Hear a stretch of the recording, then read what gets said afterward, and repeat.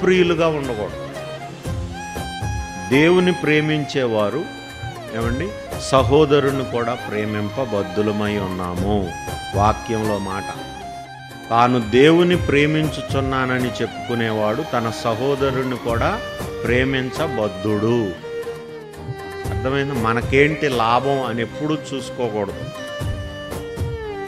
దేవుడు నిన్ను వీటిని బట్టే మీ స్వభావాన్ని అంచనా వేస్తాడు. ఇక్కడే మీ యొక్క లక్షణాలని, మీ భవిష్యత్తుని దేవుడు రూపిస్తూ ఉంటాడు. మిమ్మల్ని ఎక్కడ వాడుకోవచ్చు, మీరు ఏ పనికి ఫిట్ అవుతారు, దేవుడు ఒక అంచనాకు వస్తాడు. మీరు చదువుకునేటప్పుడు మీ టీచర్లకు అర్థమైంది మీకు ఎన్ని మార్కులు వస్తున్నాయి, కాబట్టి మీరు భవిష్యత్తులో మీరు ఏ ట్రేడ్ తీసుకోవచ్చు. మ్యాథ్స్ బాగా వచ్చినాయి అనుకోండి,